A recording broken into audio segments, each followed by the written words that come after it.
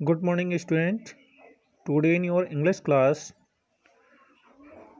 we will study about affirmation and negation, which is given in your grammar book on page number 7.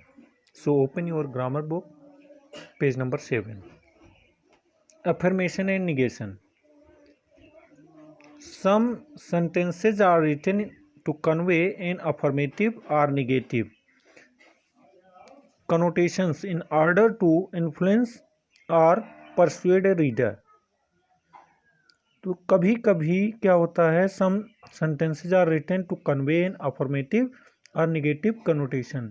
जो एक M होता है, connotation means जैसे जो हमारा लक्ष्य होता है, एम होता है, तो कभी कभी हम अफर्मेशन में, कभी कभी निगेशन में, ऑर्डर में, जो in order to influence or persuade a reader, तो रीडर को हम कभी कुछ निगेटिव में बताना चाहते हैं या अफर्मेटिव में। Specific word are chosen to construct this affirmative और नेगेटिव टोन, और ये अफर्मेटिव और नेगेटिव टोन को शो करने में, दिखाने में कुछ स्पेशल वर्ड यूज होते हैं। The word purposely chosen to express a negative idea are sometimes refer to as a negation.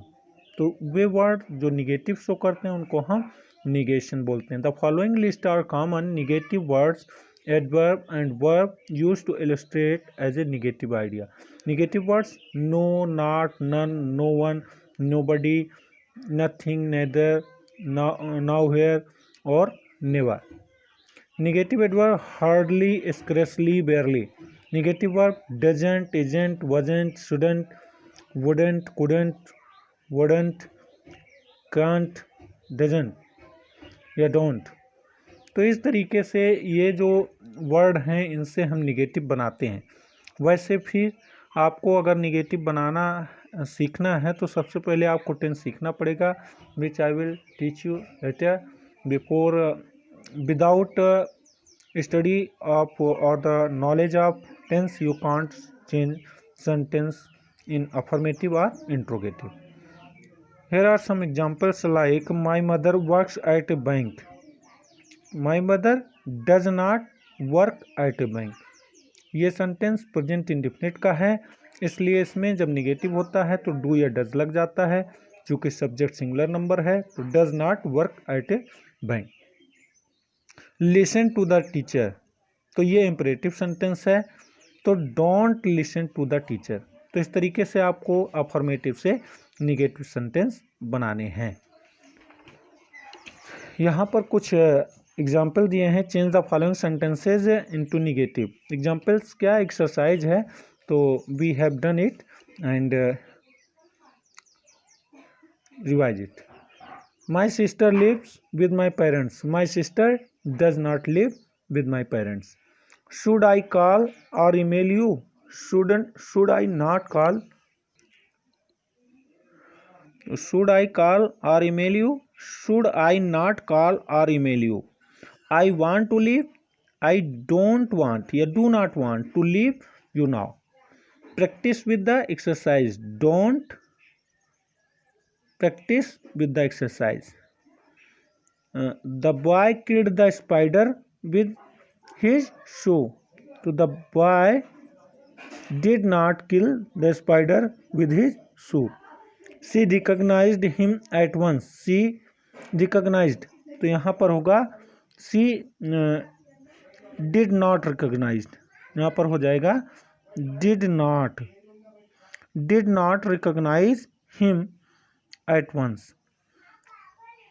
Did you clean your room?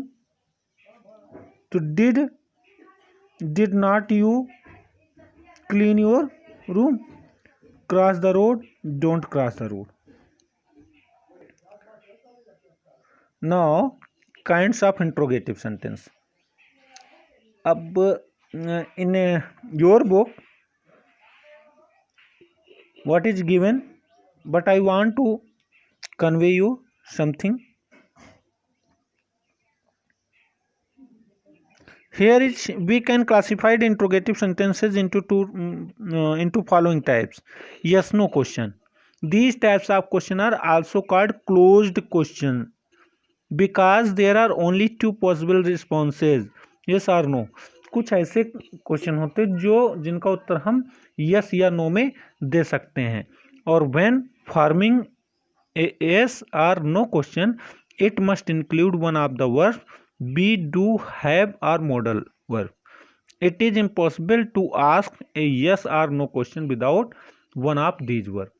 कहने का सेंस ये है कि ऐसे जो सेंटेंस होते हैं जो किसी हेल्पिंग वर्ब से शुरू होते हैं, अगर उनका हम हिंदी में ट्रांसलेट करें तो क्या से शुरू होता है। जैसे मान लीजिए कि do you go to your school, क्या आप अपने स्कूल जाते हो, तो आप नो कहेंगे, नहीं, क्योंकि कोरोना चल रहा है इस समय, तो आप अपने स्कूल नहीं जाते।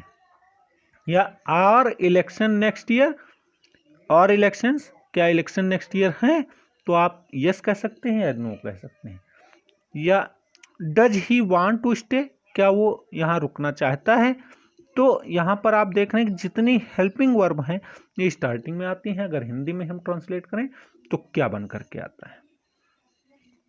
और दूसरा टॉपिक है WH टाइप क्वेश्चन, लेकिन उसके पहले इसमें जो आपकी बुक में दिया है, ये दिया है alternative questions. In alternative question gives a choice of 2 or more answer in the question and includes does she work in city और इन suburb। तो does she work in the city और इन suburb, तो सबर्ब, तो क्या वह शहर में काम करती है या उपनगरीय क्षेत्र में काम करती है, शहर के बाहर काम करती है। Would you like chocolate, vanilla और स्ट्रॉबेरी आइसक्रीम। तो इस तरीके के क्वेश्चन को अल्टरनेटिव क्वेश्चन कहते हैं, मतलब यहाँ पर एक चॉइस दिया गया है, ठीक है। But these are not important, only you have to know there are 2 types of question generally asked. First type yes no, and second type is here, that is WH type, ठीक है। तो these questions, ये these question are so called because with the exception of the question word how, इनको हम WH type question क्यों कहते हैं, क्योंकि जितने क्वेश्चन शुरू होते हैं वो ऐसे वर्ड से शुरू होते हैं जिनमें मैक्सिमम क्या होता है, all question words begin with the letters WH, okay. इसलिए हम इसको WH टाइप क्वेश्चन कहते हैं। जैसे जब इनकी हिंदी हम बनाएंगे तो ये सेंटेंस क्या से नहीं शुरू होंगे, बल्कि ये कब, क्यों, कहाँ, कैसे, इससे होता है। मतलब they are also called open question, जहाँ जैसे इसमें पिछले वाले में आपने क्लोज्ड क्वेश्चन कहा था और ये open question, because the number of possible responses is limitless, ठीक है। तो इसको हम ओपन, तो दीज मीन्स इसको आप किसी भी तरीके समझा सकते हैं, लेकिन हाँ ना में उत्तर नहीं दे सकते हैं। तो this means they must be answered with more information than just simple yes or no. तो कुछ वर्ड्स ऐसे होते हैं जो जैसे हु, हुम, विच, व्हाट, वेयर, व्हेन, हाउ, ये सब वर्ड, तो इनसे हम ये क्वेश्चन सेंटेंस बनाते हैं। अब इसमें हु मीन्स कौन, हुम मीन्स किसे, व्हाट मीन्स क्या, वेयर मीन्स कहाँ, व्हेन मीन्स कब, वाई मीन्स क्यों, हाउ मीन्स कैसे। Now here is a question tag, but these are not in your syllabus I think, so leave it. Question tag or rhetorical question and echo question. Now we come on something special about imperative sentence.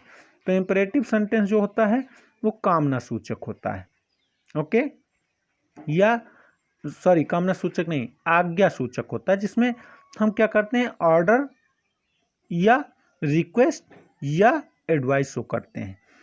तो in imperative it is not usual to an exclamation mark, if we put it at the end of an imperative sentence it becomes more urgent. जैसे wait, रुको, ठीक है, जैसे रुको रुको रुको कहा गया ना, तो wait, don't do it that, इसे मत करो।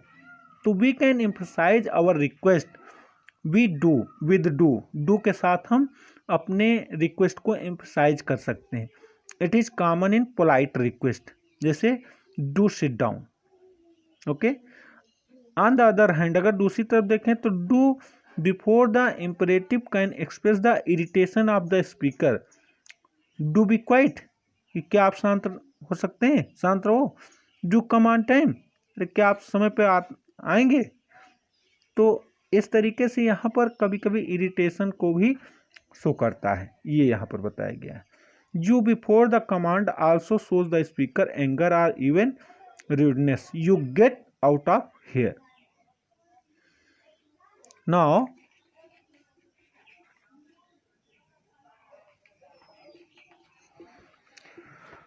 form of exclamatory sentence. exclamatory ये होता है विस्मयादिबोधक।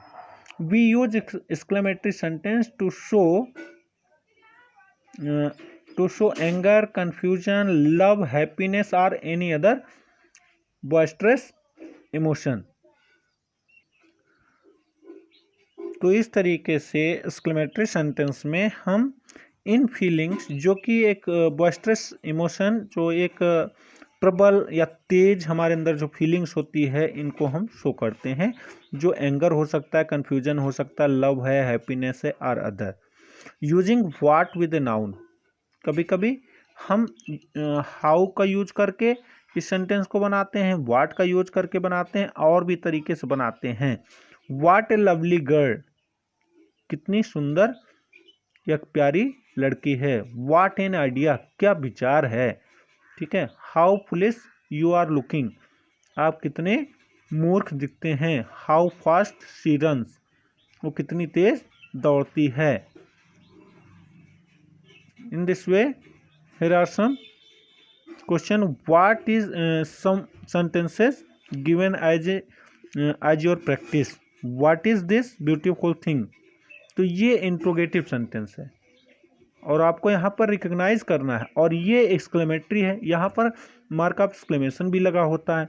What a beautiful thing this is, ठीक है, इसमें क्वेश्चन मार्क लगा हुआ है, इसमें मार्क ऑफ एक्सक्लेमेशन है, exclamatory. How fast is the bike, कितनी तेज बाइक है, मतलब कितनी तेज चल रही है। तो how fast the bike is, तो यहाँ पर ये क्वेश्चन है और ये एक्सक्लेमेटरी सेंटेंस है। तो अब कुछ एक्सरसाइज के लिए आपको यहाँ पर दिया गया है, exercise number E, and I think that you should do it yourself. I will provide answer of these questions in next video or in next pic, but it is your practice now, so I think that it is enough today for your study.